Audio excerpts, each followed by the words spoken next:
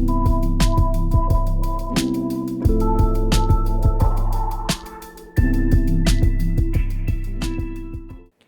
this video, I'm going to show you how to improve search results for SharePoint knowledge in Copilot Studio.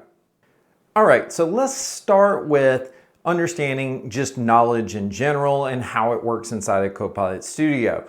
And what you're going to see is that we're really only going to focus in this video specifically on stages 3 and 4. A little bit of 2, and we'll talk about this. So again, when a user comes in and asks a question, it's going to go through moderation, then it's going to go to query optimization. Query optimization is where we're going to see the information. Like if you're asking a question or a follow-up question and you said, how long is it? We might be talking about a rake or something that we're looking at. So this is where Copilot Studio does the query optimization for the query that gets passed to a search that will be done in the information retrieval stage. Now this information retrieval stage is very important and a lot of people misunderstand this. They don't understand that Copilot Studio does not ingest everything that you provide it. So when you say, I want to connect to SharePoint, we're not ingesting everything inside of your SharePoint document library or your entire SharePoint implementation just to be able to answer the question. What we're actually doing is forming through query optimization a search over the index of the SharePoint location. So when we think about this, it's really important to understand that the search needs to come back with really good results because that is what we will hand to the summarization action, which actually does the summary, which then of course goes to provenance validation, which is where we do the citation work, and then we go into summary moderation just to make sure that it doesn't say anything it's not supposed to, and then you get the delivery. So the key in this video is going to be how do I actually improve the search results that are coming back that are being handed into the summarization when we're dealing with SharePoint. And there's a little trick to this that a lot of people don't know and don't know that there are multiple options for you to use in Copilot Studio as of today. And so let's take a look at the difference of what that might actually be like inside of Copilot Studio. So if we start off with just kind of looking at how this whole thing works, if you just do it the normal way of adding knowledge just with SharePoint, how does that work? Well, let's say that a user goes in and actually asks a question into Copilot Studio. And let's say that Copilot Studio has been configured to use SharePoint as the location that you're going to answer questions over. If we think about what we talked about earlier in the video, how the actual process of query optimization is formed and then ran against SharePoint, you would know that in Copilot Studio, what's going to happen is we're going to generate a search query based upon what that user said. So now that is going to be passed over to SharePoint. And the SharePoint search system that's going to be used is the indexer of SharePoint, which is the Office graph is going to be able to be used here to be able to service back to Copilot Studio the information it needs to be able to answer the question back to the user. So now, if we think about this at this level, this is the basic way that it works by default. Now let's talk about how we could potentially augment this or shift this to work in a different way. And the way that we do that is we have it where the user now comes in and talks to Copilot Studio. Copilot Studio is going to generate that search query as always. But imagine if we put a layer between SharePoint and the indexing data that we are using inside of SharePoint. Imagine if we could insert something where maybe a cache of information that's being indexed in a better way than necessarily the way that SharePoint does it natively. And the way that we can do that is we can use Dataverse. And Dataverse can be used to go in and cache a copy every 4 hours of the information that's inside of SharePoint.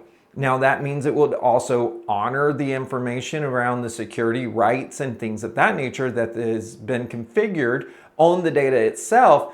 But the search query and the indexing of the content, we're not using the SharePoint version, we're using the Dataverse version. And by doing that, we get a couple of cool new features out of this.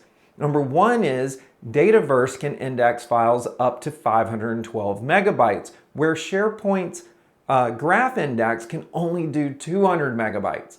The other thing is that Dataverse also indexes images within documents, and therefore you'll see better search results coming from that.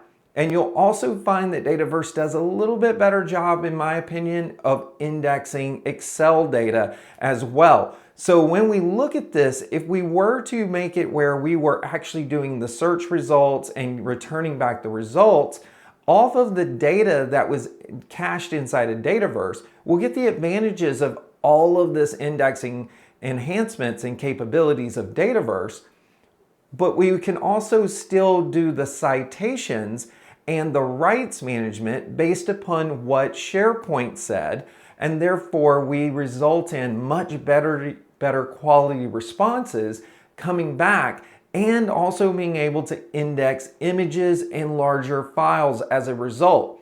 Now there is a cost associated with this because of the fact that there is a caching time frame. Again, that's 4 hours. Every 4 hours it does this by default. And then the other thing you need to think about is, of course, that you are pulling data into Dataverse, which means that you will have to pay for the Dataverse storage to do this. But a lot of people are finding that this is actually quite valuable for them to be able to get higher quality and higher fidelity search and being able to index larger files. So now let's go into Copilot Studio and let's see how you actually set this up inside of Copilot Studio. So now that we're over in Copilot Studio, what I'm going to do really quick is I'm going to switch over to a SharePoint site for you to see. And this SharePoint site, as you'll see, is basically a sales and marketing location. Now inside of this document library, I've got this cruise ship info, and inside of it, you'll see that I have these different diagrams that will talk about the different floor layouts or the different deck plans of Holland America Cruise Line cruise ships. Now, also inside of this, I also have a chart that has at a glance the different aspects and different things about these different ships and such. But as you can see, it's not really text as much as images that I will need to be able to consume.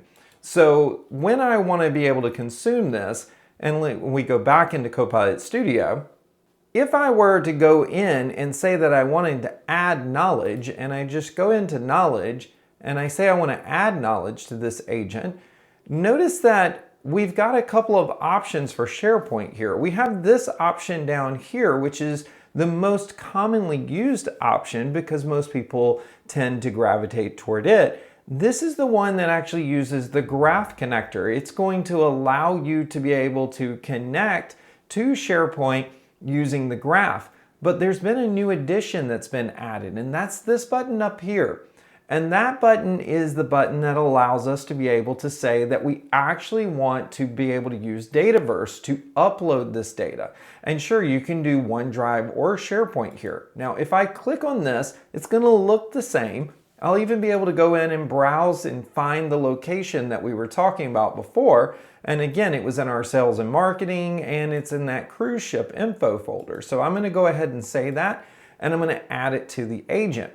Now, by doing this, what I'm doing is I'm setting up that synchronization that's going to happen between Copilot Studio and Dataverse. And at this point, all of that data will be synced over, as well as the rights and the information about who has access to these particular files and what level access. All of that is being brought over as well, and we're going to see that it's going to sync all of this over. And you'll notice that unlike normal with SharePoint, you're going to notice that it says it's in progress. It's in progress because it's in the process of actually copying over and processing the indexing of this information inside of Dataverse. Just like if you upload files into Dataverse, you'll see that you'll get this in progress state. And that, once it's completed, will be when we have indexed all the information that we've synced over into Dataverse from SharePoint. Okay, and so now that we've got a ready state of the information, all of it's now been synced up and indexed inside of Dataverse. So now it's just a simple test for us to go play with it. So what I'm going to do is I'm going to go over to my test pane over here, and let's open it up. And let's just ask a question about what deck the casino is on the Rotterdam.